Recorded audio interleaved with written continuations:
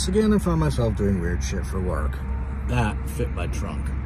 It is all the way to the back, and it just barely fit. I had to lower the seats though, which meant I had to rearrange my CDs and everything. But yeah, so yesterday I went to our old location and wrapped a cardboard $20,000 box with strapping, and now I'm going to put it in the flight case, which is a much better solution. So meanwhile, we're here at the Let's Wait and Get Some Cheaper Gas station. You know, Costco. So we're at Streetsboro Recycling. Normally I go to a recycling place that's way out of my way. Streetsboro is on the way to Home Depot, Lowe's, blah, blah, blah. So we're gonna see how much money we get for that. Well, aluminum paid, but I didn't expect the copper to pay so well. So it was 55 pounds of copper and 11 pounds of aluminum. And yeah, $140. So that was worth the hour of transporting and scrapping. Today is the dawn of a new day. So it came, ordered it 2 days ago. And she's a Trinity dual size bin rack with 72 plastic bins. It's gonna roll. There's the roller. And my goal here, I'm gonna roll it through here. Hope it fits. I should measure this time. I got fasteners. I got fasteners, fasteners, fasteners, fasteners, fasteners, fasteners, fasteners, fasteners, fasteners, fasteners, fasteners. I'm at a point where I want to organize the fasteners. Oh wait, there's more fasteners. Let's see what we got over here. Fasteners, fasteners, fasteners, fasteners. Now, most of these I'm going to keep those. It's going to be downsizing the nails, the drywall screws, and there's two things. One is I want a place to be able to just go grab them, and I'm going to labelize them. And they'll be on plastic trays like this. You just lift them off if you're doing a project. But also that way I'll know if I'm low. So instead of spending 15 minutes digging around, I go, oh wait, I don't have any. Next time I go to the screw place in Middlefield, which is an Amish store. It's kind of fun because they heat with propane and propane lights and solar. I can pick them up really cheap instead of, you know, going to Hobo Freight or wherever. Not Hobo Freight, Home Depot, Lowe's, which is a 20-minute drive. So yeah, so height shouldn't be an issue.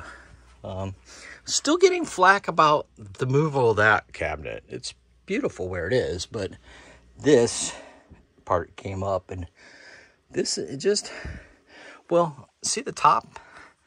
There's a top on it that had to come off.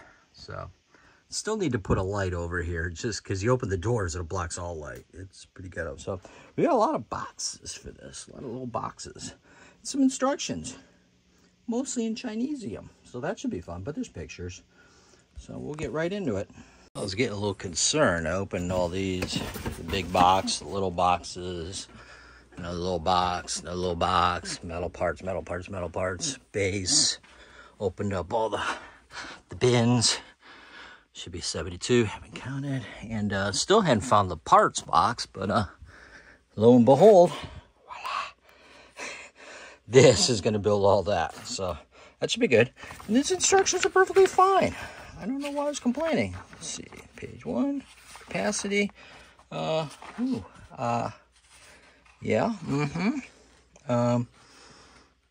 okay.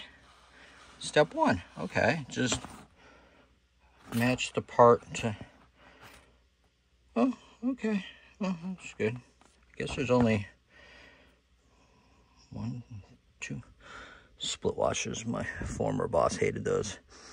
Looks like there's only 2 fasteners, the 7 and the 2. It's a G. Well, that's a G, and a split washer. You get a split washer. I guess that's the number, 18 plus. What's the J? Well, looks like we're going to be using G's, so I got to find some G's. There should be a lot of G's. So, yeah, we'll get right on that. Okay, now I'm impressed. So I came with little paper things, put that in the parts on the side box. These are the 7 smaller ones, clearly separated. These are the main fasteners, so we're good to go.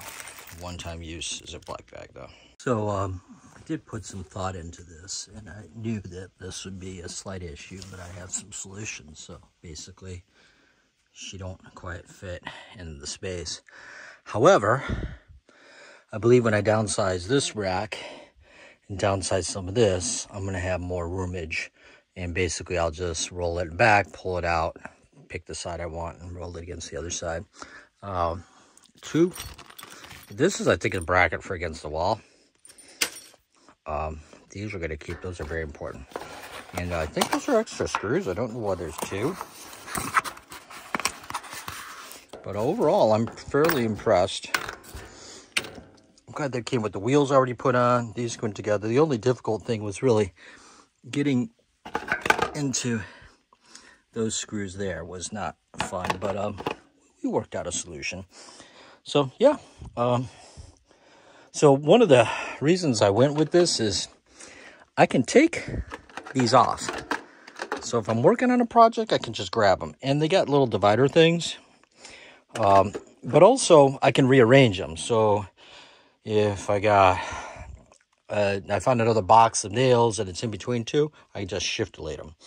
So what I don't know is predominantly up here it's fasteners, so screws. But we're going to start with all the screws and sheet metal and things. But I think, ironically, let's start with nails. Get those nails and those nails into there. And then, yeah, I don't know. But then attack this.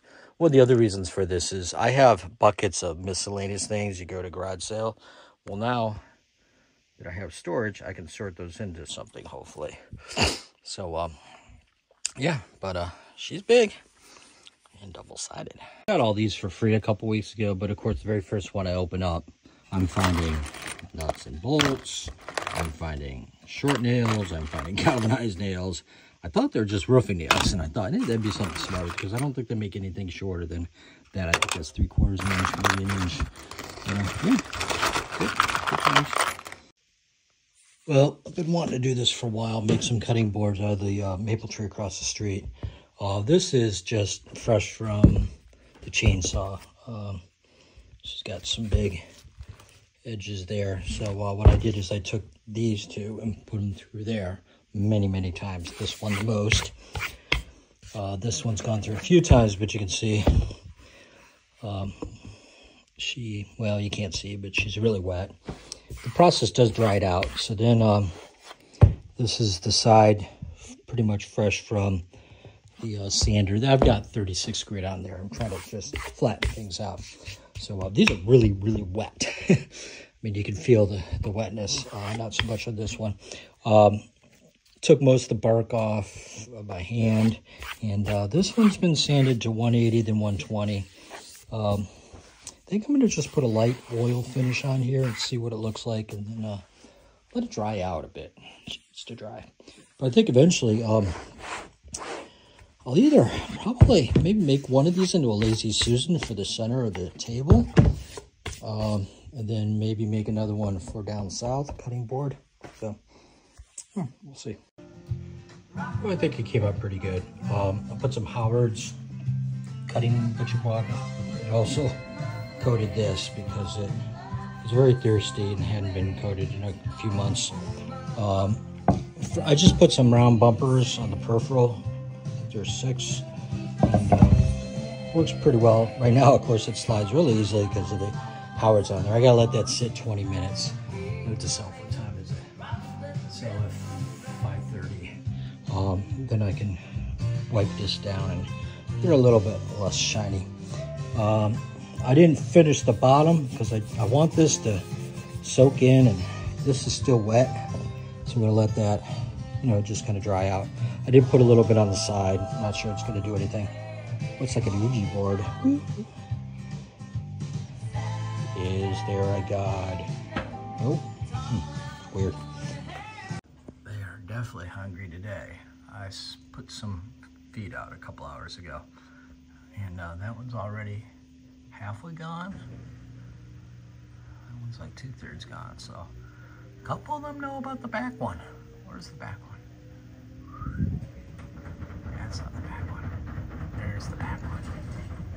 Definitely gonna have to feed on those before the night. It's a little cold out here, but what a weird snowdrift. There's a pond down there about 3 feet. Just weird. And then there's grass over there. Fuck, it's cold.